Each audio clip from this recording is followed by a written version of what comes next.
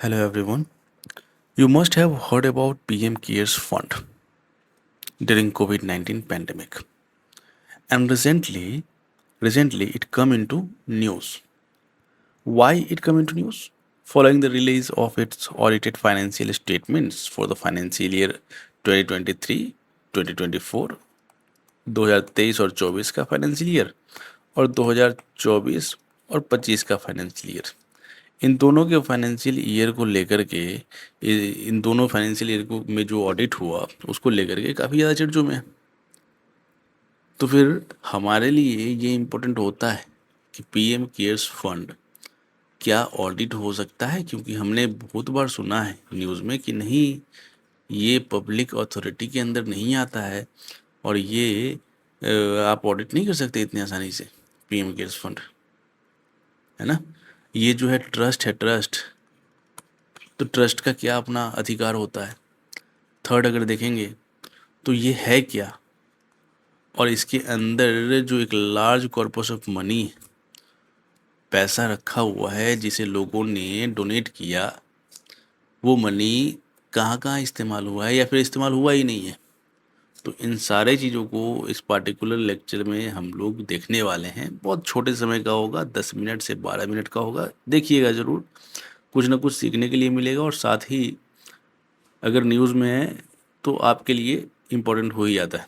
लेकिन सब कुछ देखने से पहले there is a little introduction about this platform. If you are preparing for UPSC civil services और preparing for any state civil services, और you have curiosity to know about the India and India's development, then you come to the right place. You are watching right lecture. And why this is right place? The reason is you will get each and every resources that is required for your effective and smooth preparation is completely free, without any cost, without any charges. Why this free? Because this platform works on the principles of economic hurdles should not be a problem for your education, and education is a necessary thing. It is a basic necessity of an individual. Without educated without education you cannot be able to live a dignified life. So you have to get education, and it is also mentioned in article 21A, right to education. So that's why it is important कि हम जो है देश में और देश के विकास में कंट्रीब्यूट करें। तो इसलिए अगर आप हमारे चैनल को अभी तक लाइक नहीं किए हैं तो लाइक कीजिए, हमारे चैनल को सब्सक्राइब कीजिए और ज़्यादा से ज़्यादा लोगों तक शेयर कीजिए, ताकि ये ज़रूरतमंद लोग, ज़रूरतमंद स्टूडेंट्स, ज़रूरतमंद मेरे भाई दोस्त जितने भी हैं उन सब तक ये पहुंच सके और वो इसमें इस फ्री इनिशिएटिव से उनका कुछ हेल्प हो सके। तो चलिए बिना किसी टाइम वेस्ट के हम शुरुआत करते हैं और देखते हैं कि ये न्यूज़ क्या है। टोटल पूरा का पूरा मामला जो है ये है क्या आखिर। तो समझिए सबसे पहले बात को आप कि ये जो पीएम केयर्स फंड है, इसका मतलब है prime minister's citizens assistance and relief in emergency situations fund. अब आपको क्लियर होगा कि why this fund was created.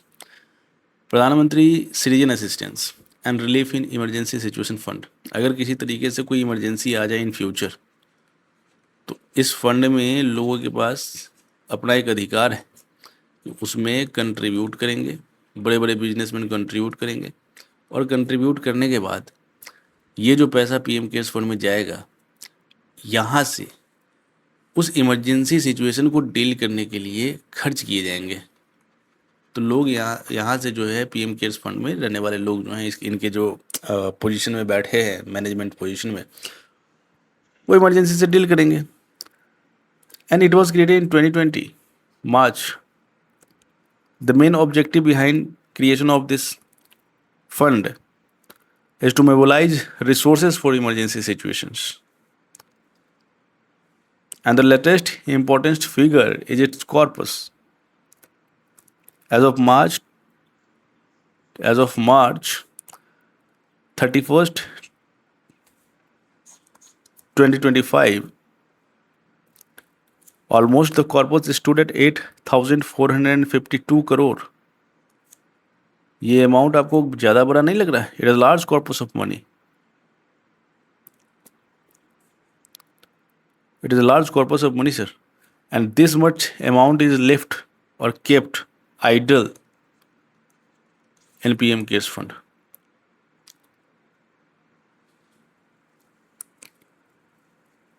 है ना। It is parked in fixed deposits generating steady interest of income. आप जाकर के अभी फिक्स्ड इंटरेस्ट में पैसा रखिए ना, 5 लाख रखेंगे तो उसको 5 लाख के 5 लाख का 5% के ब्याज से आपको पैसा मिलेगा सालाना। आप इतना करोड़ रखें, इसमें आपको भी तो मिल रहा होगा इंटरेस्ट, और वो भी फिक्स्ड डिपॉजिट में आपने डाल डाल दिया है। पर इन सब चीज़ के पीछे अगर हम गलती ढूंढें ना तो हमें गलती दिखाई देगी, और इन सब चीज़ों के पीछे अगर हम उसको सही तरीके से देखें तो हमें सही चीज़ें नज़र आएंगी। लेकिन हाँ, कुछ चीज़ें हैं जो कंसर्निंग हैं, जो एक बार सोचना चाहिए। पहले हम पीएम केयर्स फंड के बारे में पूरा का पूरा देख लेते हैं कि ये आखिर बनाया कैसे गया, किस इंस्टीट्यूशंस के तहत बनाया गया। सबसे पहले ये जो पीएम केयर्स फंड है, इसके लीडरशिप में प्राइम मिनिस्टर मोदी जी हैं। He serves as a chairperson of PM CARES fund. जो डिफेंस मिनिस्टर है, जो होम मिनिस्टर है, जो फाइनेंस मिनिस्टर है हमारे, they act as a trustees of this fund. And this particular fund was created under public charitable trust.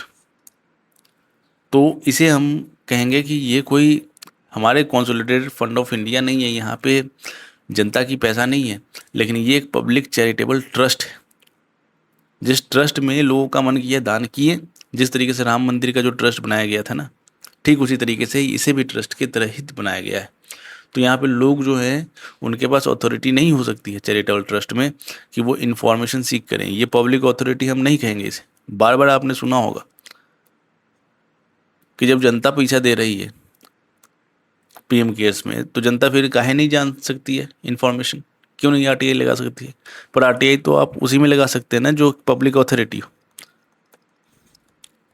अगर जनता का पैसा है तो ऑडिट क्यों नहीं हो रहा है, तो ऑडिट भी तो आप उसी को कर सकते हैं ना जो पब्लिक अथॉरिटी हो।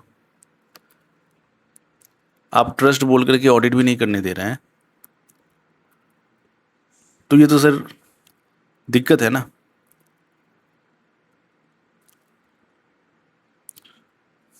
और ये जो कॉर्पस ग्रोथ हो रहा है उसका क्या, कैसे खर्च होगा, कहाँ खर्च होगा, ये सब चीज़ तो हम जान ही नहीं पा रहे हैं। तो this is all about PM CARES fund. जो आपको याद रखने की जरूरत है वो ये कि it is a public charitable trust. Second is leadership. Chairman of this trust is prime minister, and other ministers like defense minister, finance minister, home minister acts as a trustees. And there is a corpus growth. You do not need to remember this thing, but for your general awareness you need to know about this thing, that as of March 31st March 2025, 8,452 crores are kept idle in this fund. Fixed deposit में रखा गया है, and annual interest is earning government. ठीक है sir. तो ये सब money है। यहाँ पे दो चीज़ें इंपॉर्टेंट हो जाती हैं, और वो जो इम्पोर्टेंट हो जाता है वो एक पॉलिसी को डिबेट के कारण, मतलब कि emergency reserve, maintaining high liquidity for unforeseen crisis. ठीक है, इसका पर्पस है यूटिलाइजेशन क्वेश्चन। अगर इमरजेंसी से डील करने के लिए आपने पैसा रखा है, तो डिबेट यहाँ पे इस बात को लेकर के है, discussions on faster disbursement versus long term corpus accumulation. आपने कितने बार खर्च किया है, कितना यूटिलाइज हुआ है अभी तक पैसा, ये भी बताइए। तो ऑडिट का फ्रेमवर्क क्या है, इस चीज़ को समझिए पहले। We come to one of the most important issues, that is audit. And recently the accounts of PM CARES are audited by KKC associates LLP, limited liability partnership का कंपनी है ये, a private chartered accountant firm rather than under the government account framework. So आप समझ लीजिए ना आप इस बात को कि आपके पास पीएम केयर्स फंड है, उसमें बैठे हैं प्रधानमंत्री मोदी जी चेयरपर्सन, और इसमें केकेसी एसोसिएट्स जो है एक प्राइवेट चार्टर्ड अकाउंटेंट फर्म है, उसने इस पार्टिकुलर फंड को ऑडिट किया। और ये fund, this fund is not audited bye CAG under the normal framework applicable to government accounts. Now, why is CAG important? CAG is a constitutional authority, you know about that. Under Article 142,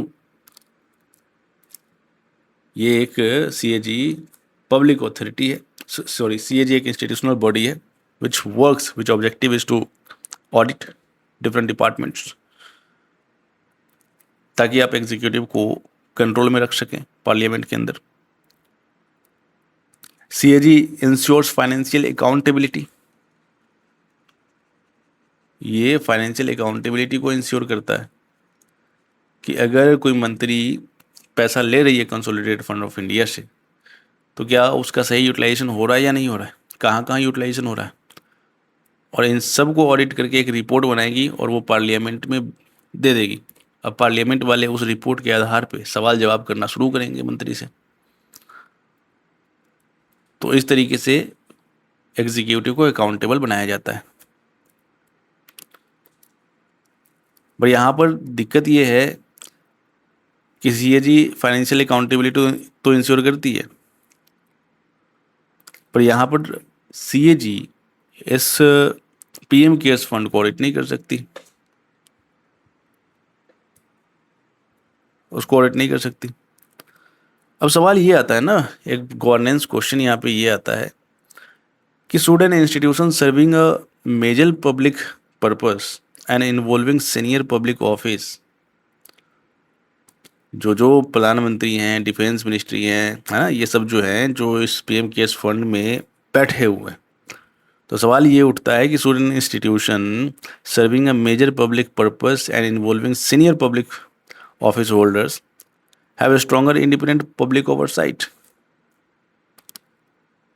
This is the important analytical point for UPSC. Right? Security gap, absence of mandatory CAG audit fuels ongoing debates on public financial accountability. Why CAG is not conducting? Why CAG is not auditing this particular thing? क्यों नहीं कर सकती? क्योंकि आप जो है, आपका purpose क्या है? आपका तो पब्लिक पर्पस है ना, आप लोगों के लिए बनाया है, लोगों का पैसा जा रहा है इसमें, लोगों के लिए खर्च करना है आपको। लेकिन हाँ, वो बात अलग है कि इमरजेंसी में खर्च करना है, तो जाना चाहिए। The second major issue is RTI applicability and transparency spectrum. The PM cares trust has maintained that it is not a public authority under the RTI act. यहाँ पे इसका ट्रस्ट का स्टैंस कि we are not public authority. So that's why RTI Act is not applicable to me. RTI Act is not applicable to this trust. So an ordinary citizen of India cannot able to get information regarding the disbursement or expenditure of PM CARES fund. And this has generated a considerable legal and public debate. Why is RTI important here? While using this RTI tool, a citizen can seek information about institutions covered by the law subject to statutory exemptions, and therefore transparency creates the possibility of public scrutiny. And public scrutiny strengthens accountability of any institution. But there is also another side of all these things. Other side क्या है? जो other side है इसका, वो है autonomy versus accountability. Emergency institutions जो होते हैं ना, they require certain degree of autonomy and flexibility so that they could deal with unforeseen circumstances, they could deal with emergency situations without any obstacle. उनको बहुत हरी में डिसीजन, अब सीधी बात है ना भाई, कोविड आया, इतना जब तक आप सोचेंगे, अप्रूवल लेंगे, डिसीजन लेंगे, है ना, पब्लिक अथॉरिटी, तो यही दिक्कत आ जाती है। डिसीजन लेंगे, सब कुछ करेंगे, तब तक जो है कितने लोगों की जान चली जाएगी। तो इसलिए आपको बहुत ही रैपिड डिसीजन लेना पड़ता है, रैपिड इमरजेंसी रिस्पॉन्स लेना पड़ता है। आपके पास ऑपरेशनल फ्लेक्सिबिलिटी होनी चाहिए कि आप जिस तरीके से चाहे उस तरीके से उस पैसे को उस इमरजेंसी सिचुएशन में खर्च कर सकते हैं।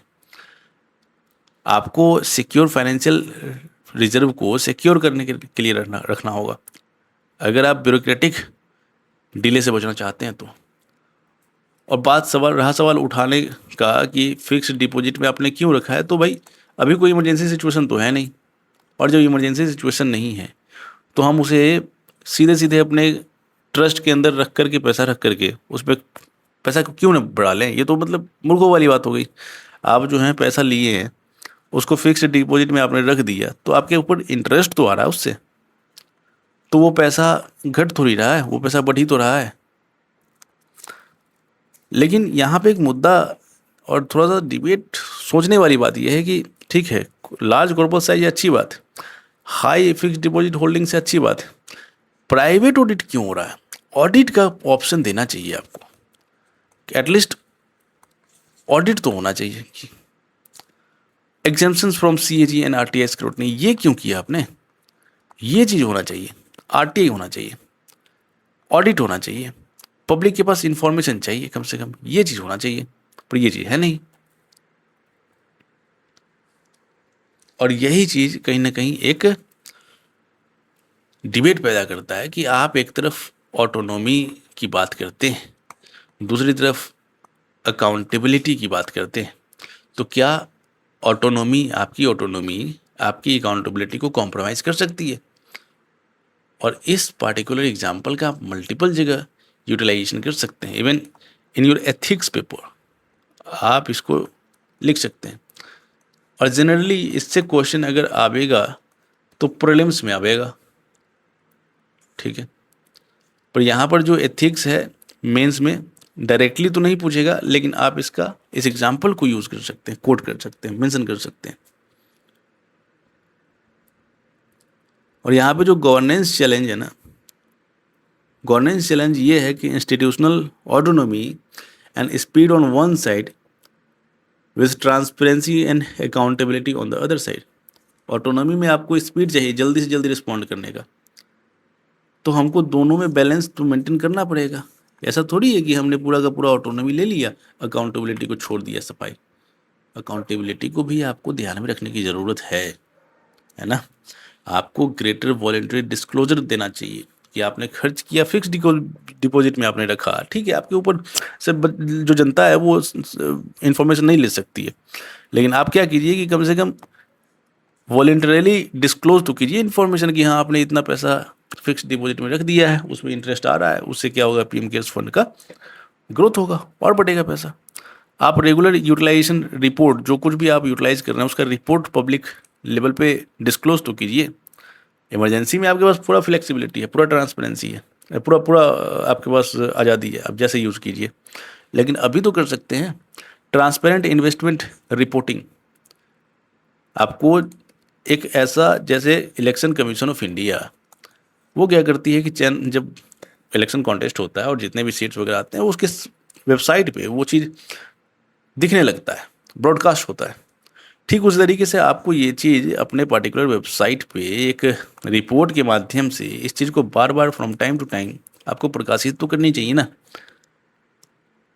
तो फ्लेक्सिबिलिटी आपका रहेगा, लेकिन ये अप्रोच लेने की ज़रूरत है,